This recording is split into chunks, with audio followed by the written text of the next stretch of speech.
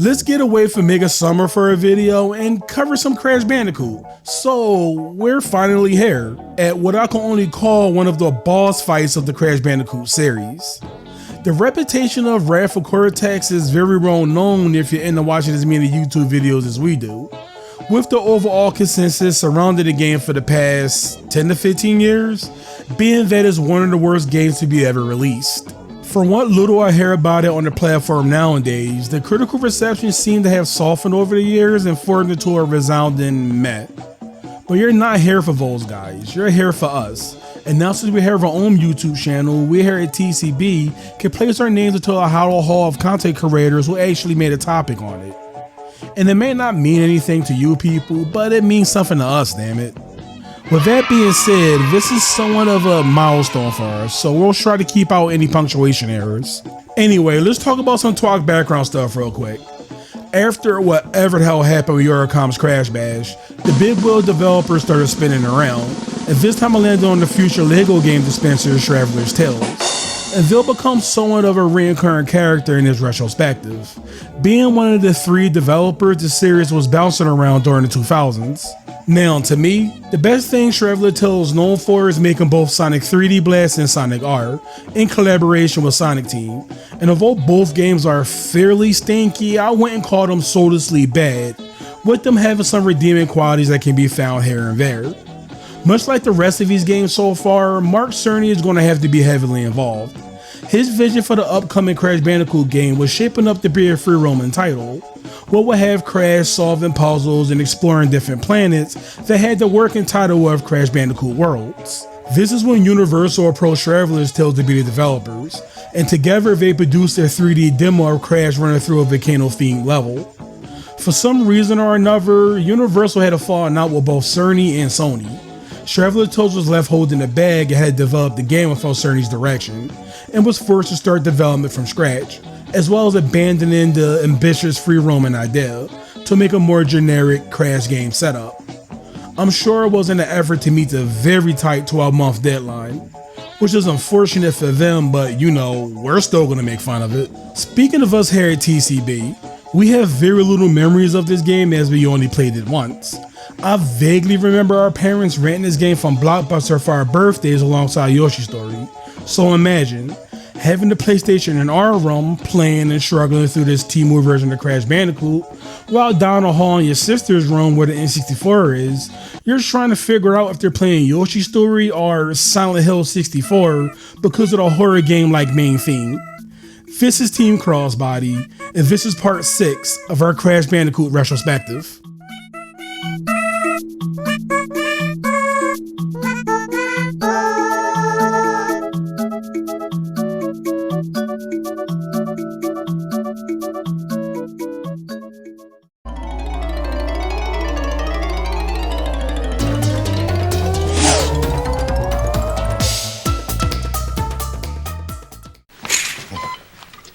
See what you got here. Does this hurt? Oh! Does this hurt? Oh! Does that tickle? You know what's funny? This is my chart. Sometimes it's story time. Oh, you know what's great about these beds? They're mechanical bulls. You have the remote control. Oh, yeah! Up, down. More pain, more game.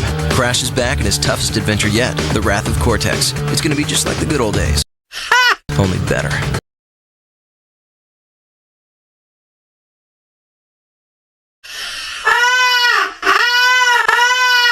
Rated E for everyone. Hey, you know I'm getting a bad rash. Pinch it, don't pinch it. The plot of Wrath of Cortex has a lot of consistency issues for something so simple. I actually believe it has more problems than Crash 2. Shocker.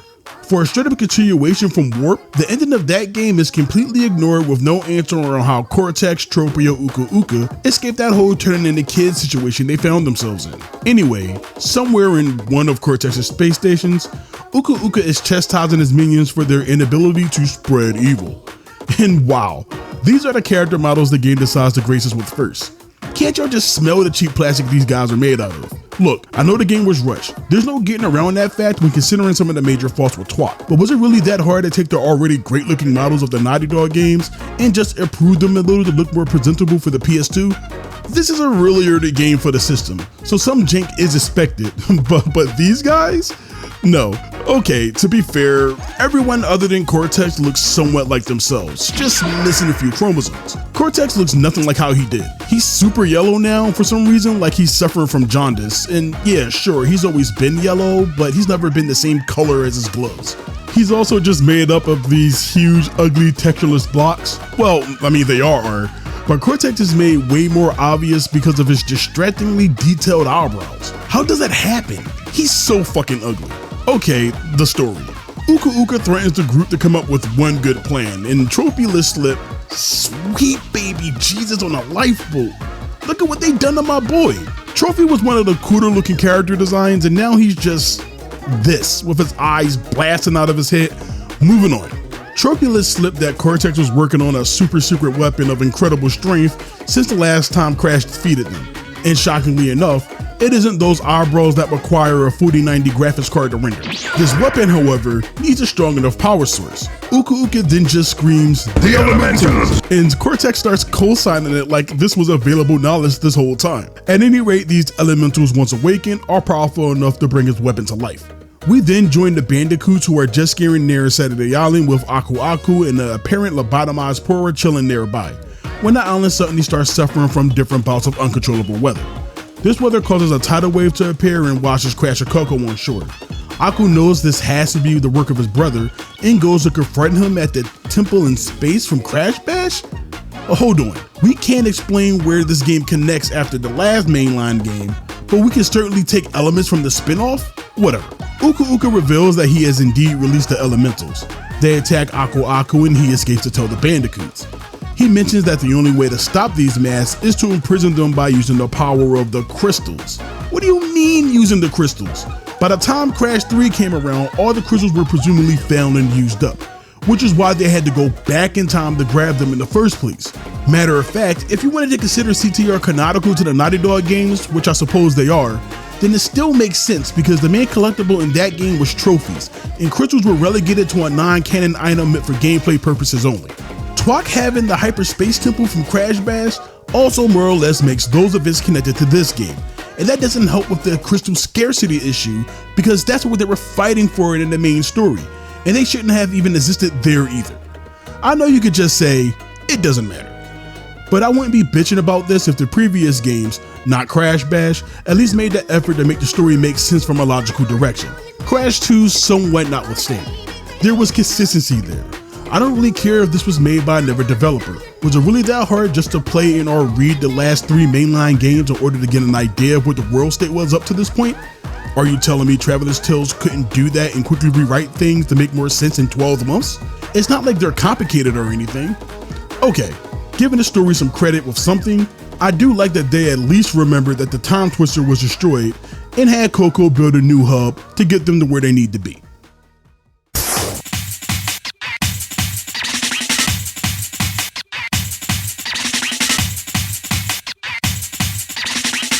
Before we can select our first level, Cortex calls in, somehow, and openly acknowledges that he figured out that Crash is collecting crystals again, somehow.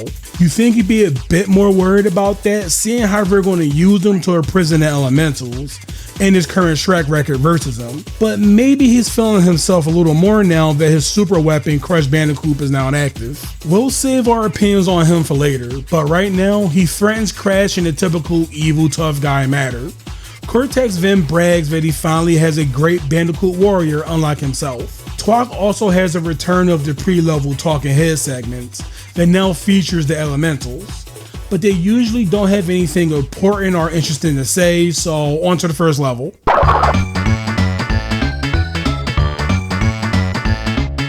I don't know why I find it so cool that this game's first stage is a snow level. It must be my bias towards them. Not that I'm saying any stage of this game is that difficult, but Arctic Antics has to be the most challenging first stage in the series. I notice how they don't really bother easing the player into the mechanics of the game. I assume they already expected the players to have a handle on them through the previous titles. Other than that, there isn't anything outwardly special about the level design itself. It has all the usual gimmicks a snow-themed level should, sliding around on ice being chief among them. Pushing aside the random assortment of featureless shapes that this game tried to pass for character models not named Crash or Crunch, obviously, I have to say, this is a gorgeous looking stage. I don't know if I'm just reacting to finally seeing the Crash game not on the PS1, but it just looks super cozy, and it feels cold. If that's what they were aiming for, they nailed it. The lighting of the torches combined with the distant fog, the wind blowing the snow off the cliffs really helps with this. There's a section where you go through this giant igloo tunnel that I really enjoy for some reason. Twak might have his issues, but Arctic Antics is a great first impression in my opinion.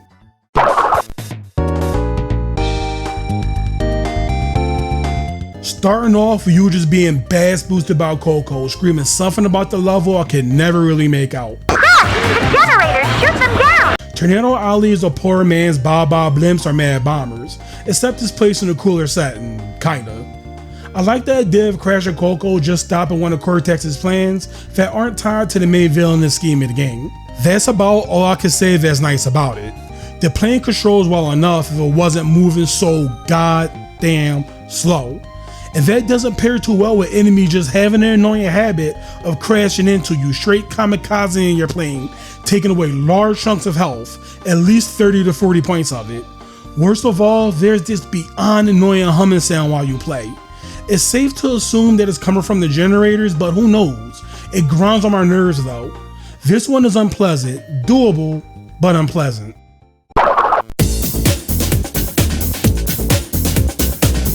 Bamboozled is yet another vehicle level, kinda. Crash is placed in this random spare like the ones from American Gladiator called the Atlas Spare. Am I dating myself? Anyway, who the hell plays Crash in this thing? All the vehicles Crash have been in so far made sense. Planes are for flying, motorcycles are for racing, jet skis are for etc. You get the point. When there's a terrain that can't be crossed on foot, then he's given a vehicle instead. My issue with this thing is that there's no real justification for him to be in it. It's random. There's nothing about this that Crash can't do on foot. Is it just me? Anyway, being in the giant hamster ball, Crash will need to use his momentum to get around. Much like the planes, the controls are good. The issue with Bamboozle comes from the stage. When you're actually allowed to go fast, it could be a fun time. But most of the time you have to slowly navigate through copious amount of nitro crates, rolling up hills or waiting for elevated platforms. I like the gimmick, I just wish the stage was designed to accommodate it in a more interesting way.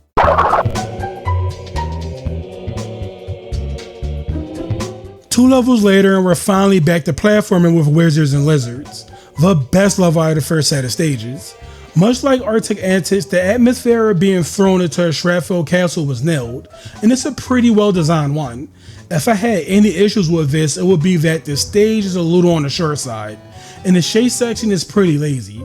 Instead of having cool things like barricades to dodge or something, nitros are just haphazardly plopped all over the place, which seems to be a recurring theme of how Twak managed difficulty. Just place nitros everywhere. This stage is seemingly set within the ruins of Cortex's castle, presumably from the first game. But that doesn't make any sense. Why would there still be lab assistants here? Better yet, how would Cortex not know there was a whole ass power crystal here? I guess you could say it was left over, but I don't know. It seemed like they had a medieval setting in mind and just pivoted the whole Cortex thing without much consideration.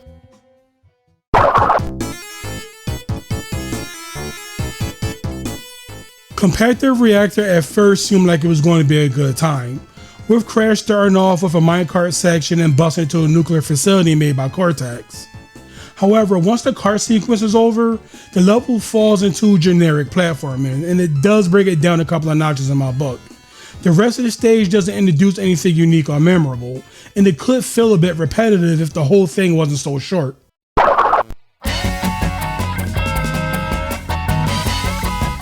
Crunch teaming up with Rocco to form a stone ball is stupid, and the random nature of the fight with the Atlas Spare is pretty jarring, especially since this is a vehicle we only used once prior.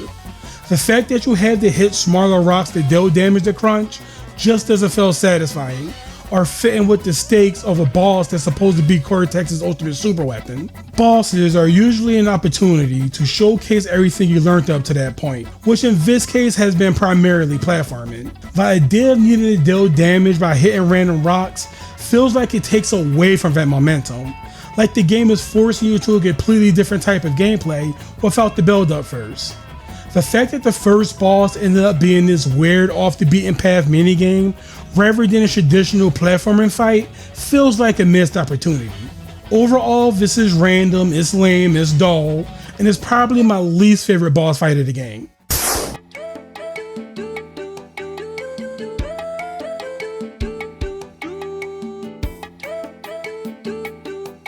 Cortex gets in contact with Crash again. And look, I want to cover the story stuff just as much as the levels, but these scenes are so remarkably dope. Uka Uka just screams at Cortex, and he talks about how much more powerful the other elementals are. The game has both of these scenes, the Crash 2 big giant head cutscenes, and the talking head in between segments from Crash 3. And I think the issue is that they feel they need to do both. The reason these worked in Crash 2 and Warped is because we had one or the other, not both. The story of Crash games isn't super deep, but when it comes to those cutscenes, less was more. And that's why they left an impact on people. Having both of them in one game, effectively doubling the dialogue, doesn't make things advance or seem more complex. I'm not saying Traveler's Tales thought that was the case or anything, but you'll just end up with a lot of scenes with several characters saying essentially nothing. As for the Elemental Mass, they're all voiced by relatively big names from around 2001. Rocco is Thomas F. Wilson, Wawa was Arlie Army, Pyro is Mark Hamill, and Lolo is Jess Harnell. In actuality, Rocco is Biff Tanner from Back to the Future. Oh, I'm gonna shake, rattle, and roll your Bandicoot butt. Well, that's very nice. Thank you very much. Now, why don't you make like a tree and get out of here? Wawa is Sergeant Hartman from Full Metal Jacket. Crash Bandicoot, you've got some nerve setting foot into my domain without an invitation. Don't talk back to me. I'll fix that attitude problem of yours. Sir, yes, sir. Bullshit, I can't hear you. Sir, yes, sir.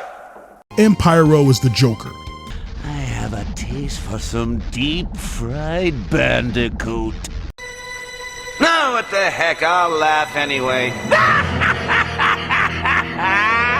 They just have these guys playing some of their most famous roles, which in and out of itself is okay, but that's all they are. They don't have much character outside of that. And that's saying something because the Crash series is literally made up of just simple characters.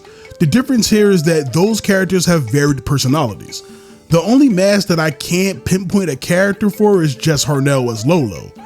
The Crash Bandicoot, eh? Oh, I've heard so much about you, and this is the hero I have to blow away? Ha! Seems like a bunch of hot air to me. What the hell was that? With him being the only sole voice actor of the four, that might be because he does so many varied roles that I can't just recognize who he's portraying right away. I have another thought. Why would Cortex call Crash while Uka Uka is screaming at him? Is he trying to secretly drop hints that he's in an abusive relationship and wants Crash to be Captain Save-A-Ho? It's just awkward. Anyway, let's get back to these levels.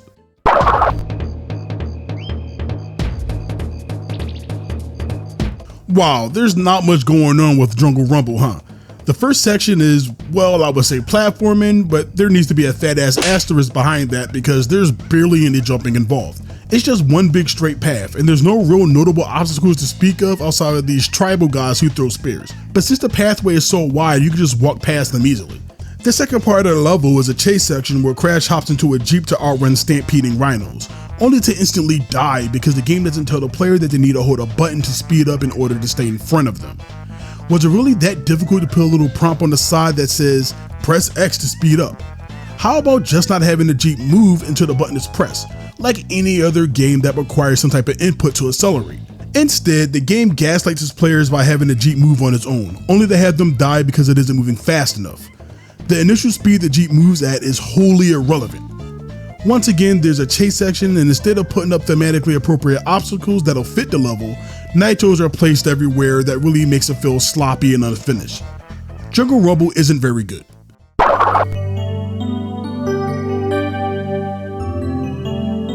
Swimming returns from warp, and if you didn't watch our video covering Crash 3, then what are you doing? You gotta see the video. But if you didn't, we ended up enjoying the swimming portions of that game quite a bit and deemed them ultimately harmless. For the sake of being fair and balanced towards Wrath of Cortex, the controls actually feel improved from Crash 3.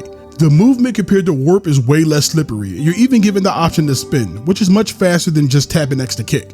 You can even just do both to move considerably faster. As for the level itself, it's about on par with what you would expect from a level of warped, and it isn't that bad at all. Things get infinitely more iffy once Crash hops into this James Cameron style submersible. Just like with everything else so far, the controls are fine, and I would say it was fun, but it's absolutely bogged down by what feels like unnecessary quirks, for lack of a better word. While in this vehicle, you move significantly slower than normal, and there's this in-between stage when turning left and right where you can't shoot, which just stops your momentum. This feels completely unnecessary. Speaking of shooting, every torpedo will be stopped by a Wampa fruit, which is really annoying when enemies are super small to shoot at in the first place. And lastly, this thing has a gigantic hurt box. The submersible is a lot like the Atlas Spear actually, where it doesn't really contribute anything to the overall level design. But think about it, wouldn't it be cool if you got in this vehicle when Crash entered deeper waters, the lighting gets darker and you need to navigate in the dark while using the right stick to control a flashlight to find your way around? That took me like 2 seconds. That aside, and being a little ugly, Seashell Shenanigans is alright. Leave my levels alone!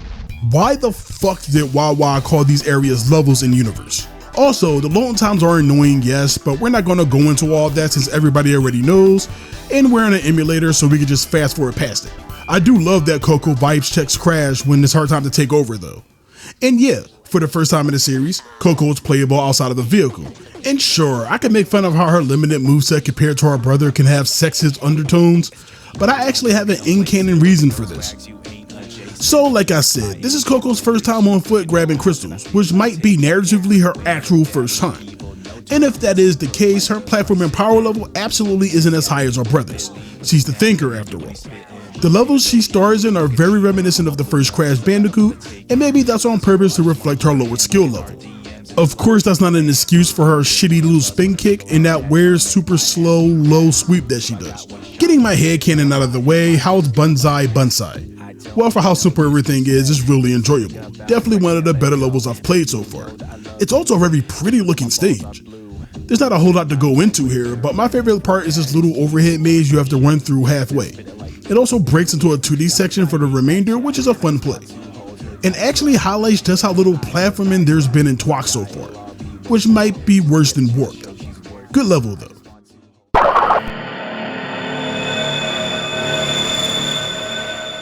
That sinking feeling is a strange level. It's very similar to the other flying based ones where Crash has a couple of targets to destroy. But why are you on this thing? Why can't you just be on a normal plane, dude? This level is difficult, but not for the reasons you think. Half the problems come from learning how this stupid thing works while enemies just shoot and throw themselves at you. The Dragonfly plane, or whatever it is, has this strange timing lock going like it's Ace Combat.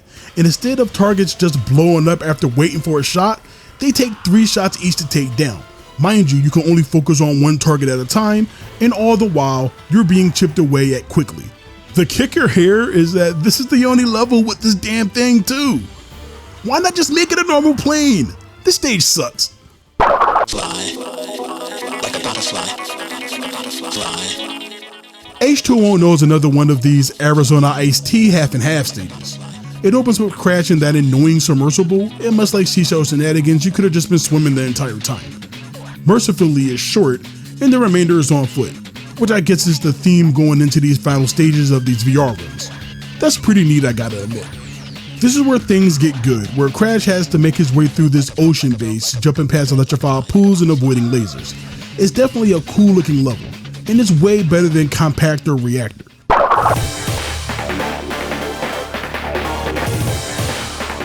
Drain Damage has Crunch team up with Wawa for the second boss, and it isn't all that bad. At least it's platforming focused. Crunch will fire projectiles while Crash has to avoid them while crossing the boardwalk. Some projectiles will be high, in which case you'll have to let the platform you're standing on sink a little bit before going under, while low ones have to be jumped over. When Crunch takes damage, he'll add an additional attack in the form of these bubbles that shoot between the gaps of the platforms, which you'll have to wait in order to pass. Hit him 4 times and the fight is over. Much better than the first boss. You'll gain the double jump. Oh shit, oh that's right, power-ups. Where there isn't much to say. All the power-ups from Crash Warp are obtained except for the Super Belly Flop, which is worked in the Crash base kit. Replacing it, the first power-up you'll get will be the shitty little sneak shoes that allow you to tiptoe over nitro creeds. It doesn't get much play.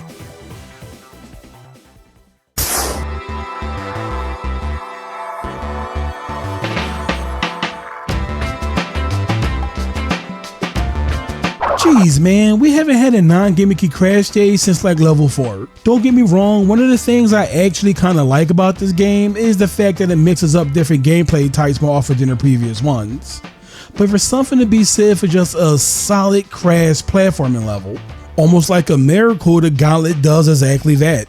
It carries over what made Wizards and Lizards good, just with a bit more emphasis on traps and obstacles. A usual Wrath of Cortex stage just would have been one main obstacle repeated in different ways, or just nothing at fucking all. Well, unless it's tons of nitro crates, but I'm glad to say this one has a ton of different things going on. I'm gonna go ahead and assume that this will be the case for every one of these Cortex Castle theme stages. This one is just great.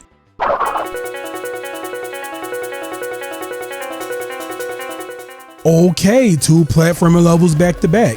Wrath of Cortex, you cool, who's just starting to look a little bit competent.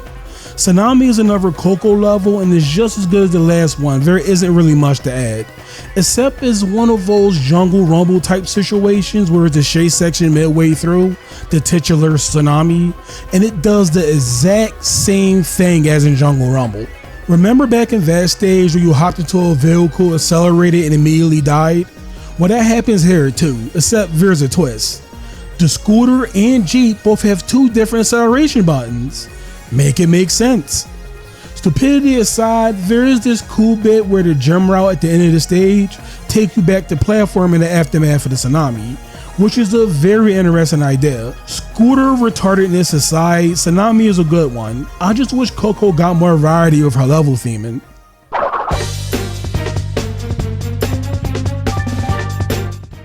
Oh, no wonder we got 2 good levels. One focused on the Jeep was right around the corner.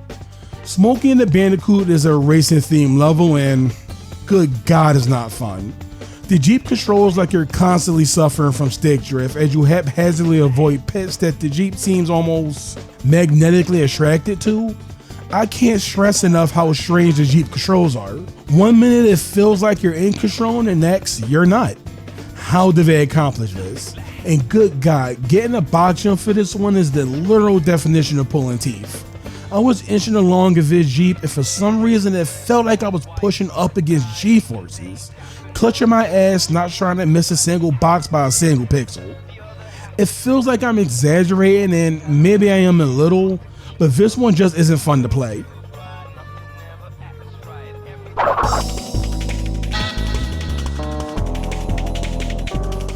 I don't know why I kept reading Eskimo Roll and assumed there was another Coco stage.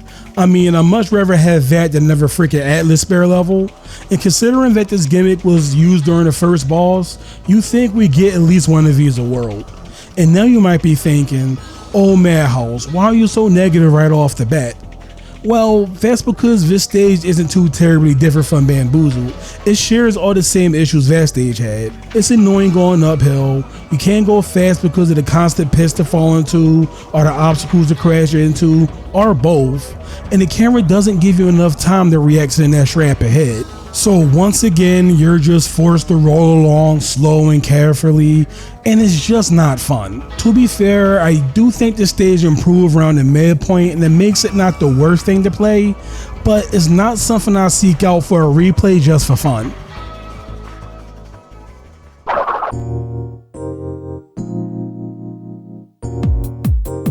Fahrenheit Frenzy is the final stage of the 3rd VR room, so we all know what that means. The level has to start off with Crash controlling some kind of vehicle. This time it's a helipad, well for the first half, and then it transitions into platforming inside the Boss Elements factory for the second.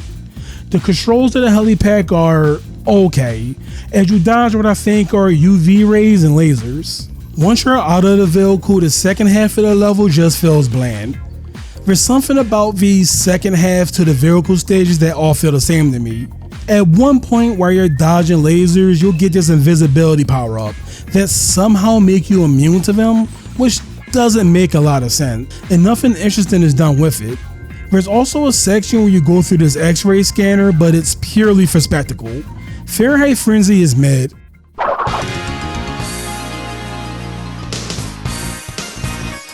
Crash's the ass stage is stupid. Crunch uses Pyro's power to chase you down the field until he gets tired, and then boom, a power loader from Aliens just randomly appear there. Randomly, who put it there, Coco? Couldn't he just have her yell over the radio like she did in Tornado Alley to explain that? Anyway, luckily enough, this thing shoots water and turns the tables with Crash chasing Crunch instead. Each cycle, Crunch core attack changes slightly. There isn't really anything interesting happening here. Let's take a break from all of this and talk about the presentation of Wrath of Cortex. I don't know how to feel about the graphics in Wrath of Cortex. I definitely remember lots of YouTubers calling it ugly with no real redeemable qualities, but that's not entirely true. It's more inconsistent if anything else. I could confidently say that pretty much every character model is butt fucking ugly, outside of maybe Crash, Crunch, and possibly Aku Aku, if you're feeling generous. The tier list will probably go Crunch, Crash, Aku Aku, Coco, and then everyone else. Just look at this screenshot. Crash looks significantly better than Coco here. Speaking of Crash, his character model, while it doesn't look too awful because they know you be playing as him, that doesn't stop him from looking off. I can't quite place my finger on it, but he seemed like he animates stiffly, which is impressive for a character without a neck. One of the best part about the visuals, surprisingly, is the environments, which again are a hit or a miss. Levels like Arctic Antics, Jungle Rumble, and Tsunami look great. They feel lived in and mesh well with the cartoony tone of the game. Almost Crash 4-ish, honestly. Then there are the areas like the swimming sections, which don't look anywhere as good as the ones from Crash Warp. It's a mixed bag for sure. The music is definitely good. I wouldn't call anything here particularly bad. The issue is, while it's competent, there isn't anything truly memorable. Sure, I can recall some tracks from just playing the game once or twice. I don't even remember which ones exactly, but nothing stands out the way in the music like the previous games did. Even Crash Bash had a couple of standout tracks. For the most part, it's just standard wacky cartoony music. Not bad, just kinda bland.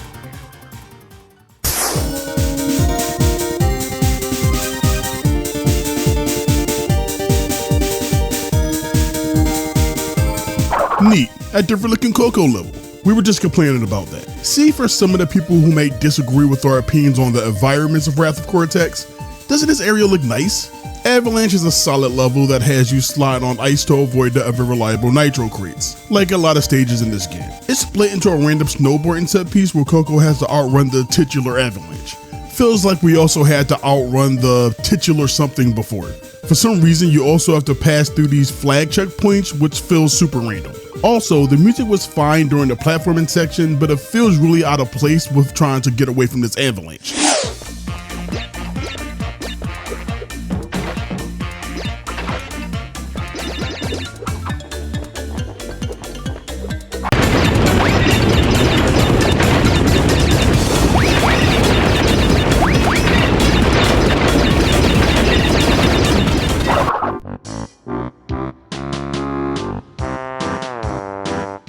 Why?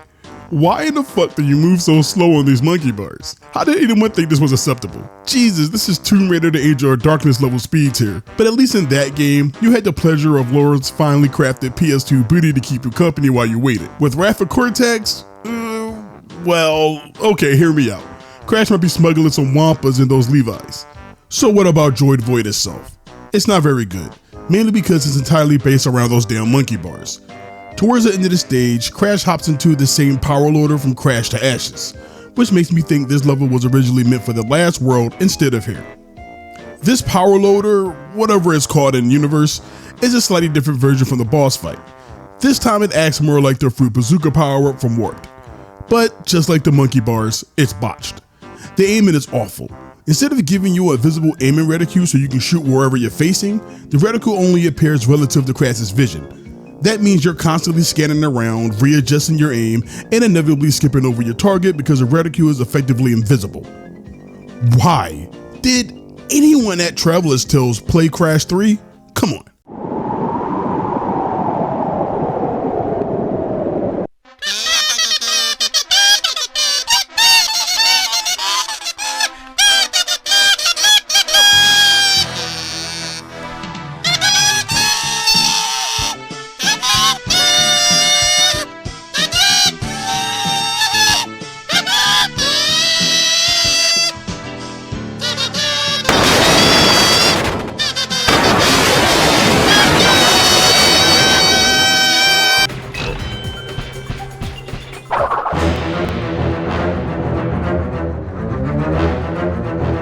You know when you're watching a TV show and it shows a video game, but it's the most generic, uninspired thing imaginable? That's what Crash Steroids remind me of. The level itself is just damage porn, man. You're tasked with destroying 3 satellites by gunning down the 3 shields surrounding them. It's that simple, but you'll be taking damage from literally everywhere on the map.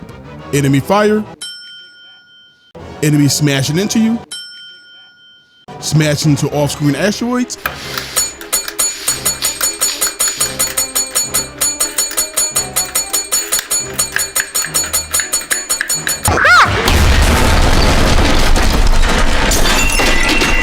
Crash Steroids is just annoying.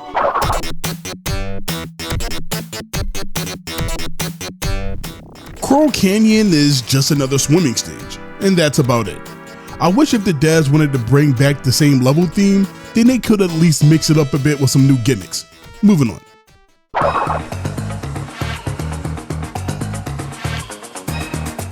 This world was rough, man. Maybe the worst set of levels we've gone through so far. So does Wuthering Heights at least end things on a good note. Yeah, it's an okay level. Fucking monkey bars notwithstanding. It honestly just feels like Droid Void again if I'm being real. And that's probably because outside of this, it's the only other proper platforming stage out of the set of 5. And it doesn't really do enough to differentiate itself. The main difference is that it takes place on an airship that's on fire or whatever, but that's about it.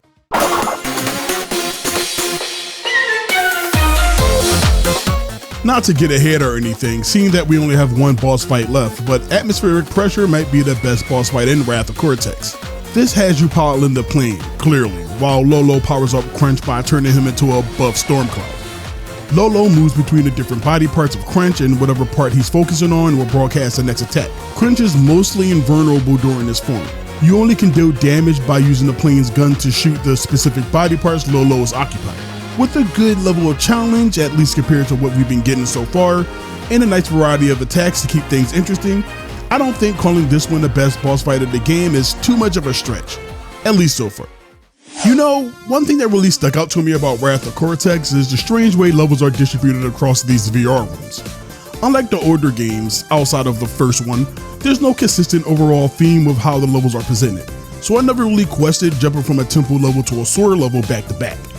Although it can be argued that in the case of Warp, the time traveling framing device justifies its variety while still keeping Warp rooms visually distinct. But Wrath of Cortex tries something different. It models 4 of its 6 worlds after the elemental mask: Earth, Water, Fire, and Air. The weird thing is, the levels themselves aren't entirely representative of the themes chosen for that room. Take the most recent VR room for example, which is supposed to be themed around air. You've got a snow level, 2 space themed levels, a swimming level, and finally a stage on an airship. But even that's a blink if you miss the detail unless you're paying attention to the backdrop. This level inconsistency is all over the game. Not to play armchair developer here, but wouldn't it make more sense to actually lean into these elemental themes? Like the first Warp room could have something like Bamboozled, Jungle Rumble, maybe that sinking feeling if you stretch it. You get the idea. Sure, some levels might need a visual reworking to match their respective elements more clearly, but the concept is sound. Also, those vehicle sections could have been spread out way more.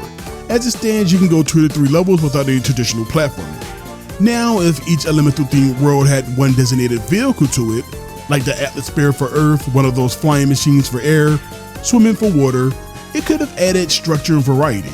You can even combine the snow levels in the water section since they're closely related thematically. I don't think this idea is a stretch or anything, especially if you use the last 2 VR rooms as more of a grab bag for levels that didn't neatly fit into the elemental categories. Although, from what I understand, the next world is themed around space or something? I don't know. Anyway, speaking of the final VR room for the core game, let's get into it.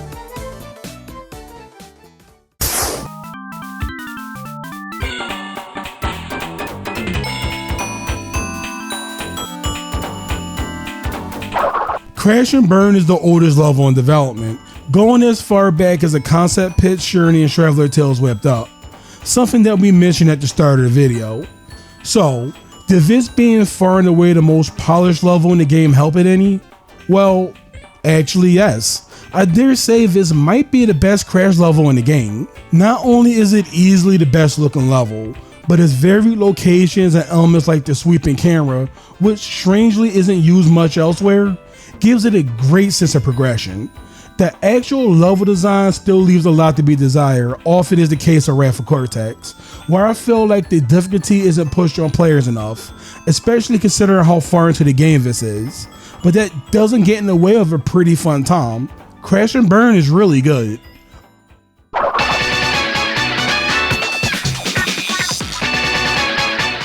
Willie tickles the twine for 2. Gold Rush has me legitimately shocked over here. Where was all this swag throughout the rest of the game?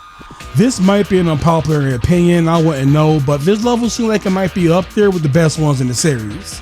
It's fantastic looking, the difficulty isn't too out of place compared to something you find in Warp, and the pacing is great. Now, it might run a little long for some players, but even those stupid fucking monkey bars can't bring it down, because while there's more than one, they're short. Which might be the best part about it. Gold Rush is another good one.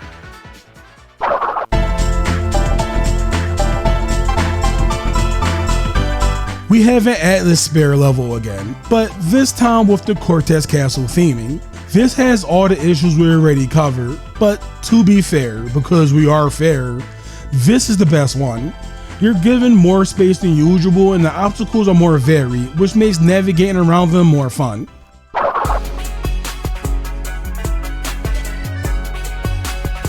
This one started off with monkey bars, so we're docking points right off the bat. But I'll add some back because I did think it was pretty cool how they use hanging while the platforms were unavailable. Crate Balls of Fire at its core is just chase level, and the freaking power loader. I don't understand this game's obsession with throwing you into this thing. It's not doing anything Crash couldn't have already done here. All it does is make movement more awkward and give you a giant hurt box to manage. I'd be lying if I say it was awful, but it's okay.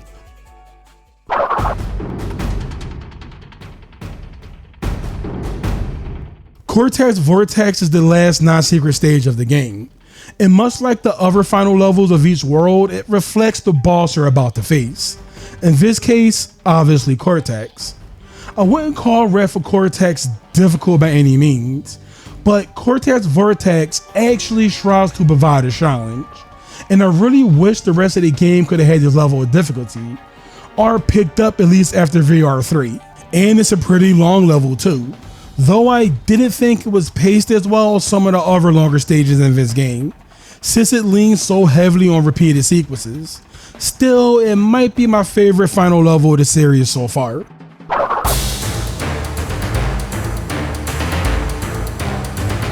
The final boss put Crash up against Cortex and Crunch, although they don't really do much outside of hitting buttons from a distance.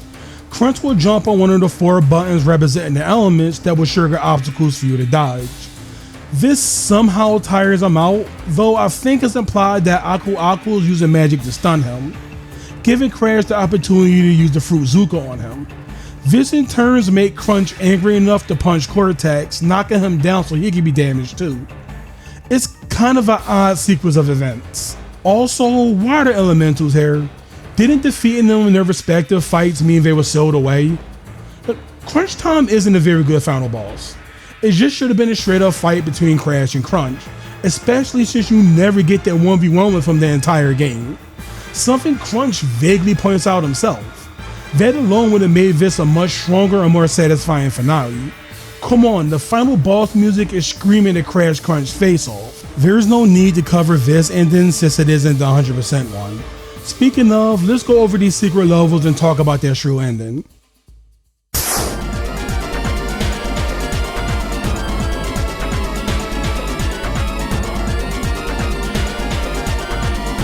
Surprisingly enough, the final platforming stage in Wrath of Cortex is the Coco level of all things, and the fact that it is kind of proves a theory I've had about this game for a while.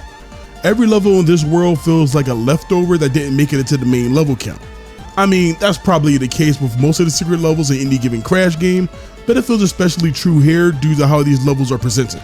Nighttime is a somewhat different take on the classic light source gimmick from the earlier titles. In those games, you had to collect a temporary light source that only lasted for a short while, forcing you to move quickly. Here, the Firefly kind of follows Coco around and lights the path ahead, but it never leaves. Sure, the screen gets dark, but it's never to the point where it's difficult to see, so the mechanic doesn't really add much tension or urgency. Nighttime is easily the hardest Coco level by far, and it's a fine level overall, but as the final platforming stage of the game, it's a pretty disappointing way to send it off.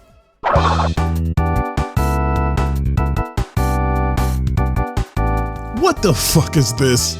Seriously, I've only heard legends about the dumpster juice that is this level and always thought people were exaggerating for comedic effect.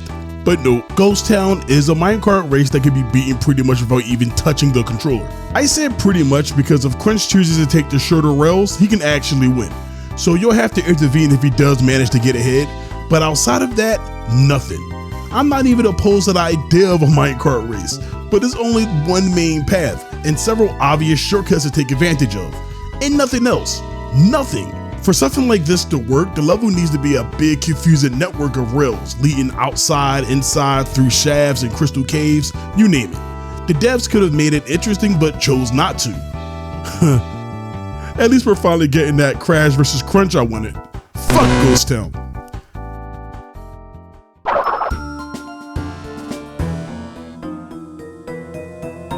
Come on, this is a bit, right?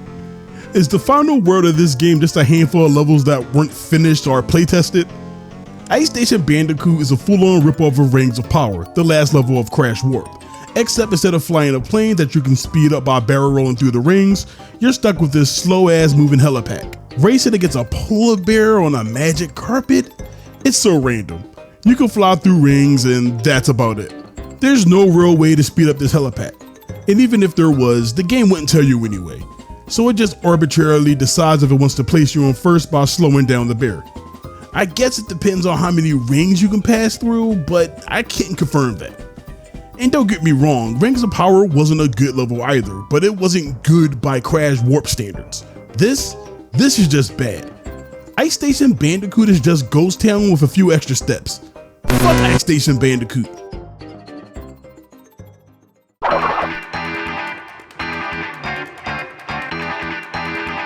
Fuck Solar Bowler. No, I'm kidding. Compared to the last two levels, this is a breath of fresh air. In space. Solar Bowler is yet another Atmosphere level, and it's okay. Unlike most of the other ones, they finally give you enough room to roll around to actually have some fun at the very least. I'm torn between liking this or Medieval Madness more. I'm leaning more towards Solar Bowler, mostly because of the unique setting.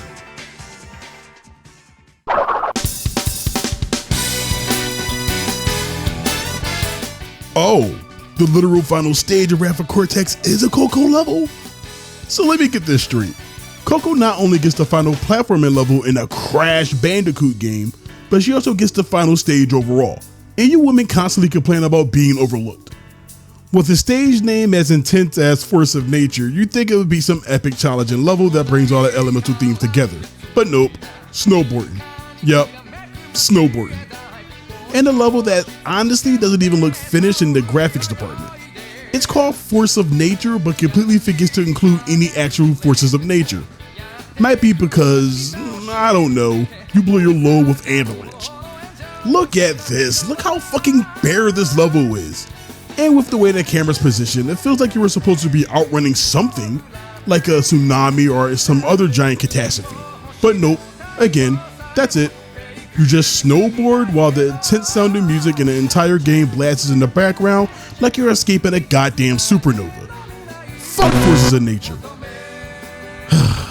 Alright, before the level's finally covered, let's go over that true ending. So Cortex starts to geek out, right? Because Crash beats him again when Uka Uka starts firing on him, fed up with his endless failures. One of these blasts hits some sensitive equipment and the station begins to explode. Crunch, who was completely fine by the end of the boss fight, suddenly wakes up. It turns out that throwing some fruit at him 4 times suddenly broke him of his mind control. Apparently. I think it's implied, it's never really said, that one of Uka Uka's attacks hit the machinery that was in charge of keeping Crunch under mind control, and that's what freed him. Well, whatever happened, Crunch wakes up and wants to get his hands on Cortex, but Aku Aku tells him that there's no time, so they escape and fly back to Earth with Coco. Back on Earth, Crunch thanks his new friends for freeing him and apparently believing in him, I don't know, and they're truly never bothered again. While Cortex and Uka Uka manage to survive the explosion, only to end up stranded on a piece of ice as Uka Uka resumes beating the hell out of Cortex. While I love to call the plot The Wrath of Cortex bad, it's more harmless than anything else. I can't completely hate it, especially since it introduces Crunch as one of the good guys. Taking on the Shadow the Hedgehog or Knuckles type role, he starts off as a rival, but eventually joins the heroes. Instead of remaining a rival though, he becomes more of a big brother of the group, despite being created way after Crash and Coco. On the topic of Crash Bandicoot, I like him a lot, and I don't think anybody would argue that he's just about the only good thing that came out of this game. I think he not only helps visually round out Team Bandicoot, but he actually adds something narratively too, a believable powerhouse that helps balance out the team dynamics. Crash is a well-rounded one, Coco is the brains, and Crunch is the muscle. It's a shame we never got another traditional platformer game after this that let us control Crunch. Hell, it's doubly a shame that he seemingly retconned when the series continued with Crash 4 It's About Time. I think for the first time in this retrospective, I feel that we here at TCB are legitimately conflicted. I suppose I could easily just call Wrath of Cortex a bad game for the sake of the video and be done with it, but I don't think I can honestly do that. Is Twak the worst mainline Crash game? Absolutely, there is no argument from us there. But is it a bad game though? I don't entirely believe so. At its most extreme, it's just a worse version of Crash Warped, a game that wanted to emulate the heights of the Naughty Dog titles, but just didn't understand the assignment well enough. And here's the thing, I was going to indeed bring up the fact that it is a rush game, but then it dawned on me that Naughty Dog made most of their games with equal or less development time, and that's infinitely harder when you consider that they're the ones creating the template, smoothing out the standard for what the series was. Can I really call Traveler's Tales development woes an excuse knowing that? All they had to do was look at what Naughty Dog did and emulate that. What? People were going to call a good version of Twak a shameless copy as well? Okay then, people already call it that, so nothing is really lost. I suppose the words I'm really looking for are value and worth. Each of the Naughty Dog games, regardless of how someone might feel about them on an individual basis, has inherent value to them. I can understand why someone will be drawn to each of those games specifically. Even something like CTR has value beyond just being a Crash game. It stands on its own as a genuine solid alternative to the Mario Kart series. Hell, even Crash Bash, a game we ultimately didn't enjoy, has the kind of value that I wouldn't be surprised if people could point out and defend. The issue with Wrath of Cortex is that I just can't find any real value in it. Anything you might like about the game can already be found in the earlier titles and done better to boot. Twak claim to fame, its legacy outside of loading screens is that it's a strange dollar store version of Warped. So while I can't bring myself to call Twak a bad game, and I honestly don't think it is, it doesn't have enough going on to justify its existence beyond morbid curiosity. Thank you for watching, and sorry this video took so long. Sorry in general for the lack of content on the core channel. I didn't think this video would be as long as it was. Did you enjoy the video? Show us that you did by leaving a like. And if you're feeling particularly froggy, subscribe. If I could also tilt you towards our new TV channel, TV Mode, where we, cover TV. Stupid. Hard to believe, but this is actually the last mainline traditional Crash platformer, at least on major consoles. The next time we return to this retrospective, we'll be taking a look at Crash's first steps in the world of handheld gaming, followed by a title that also had the difficult task of following up greatness in Crash Nitro Kart. Until then, we'll see you next time on Nostalgia Tarts. Man, Twak came out 2001 and we went this whole video without making one 9/11 joke? I'm both shocked and a little proud.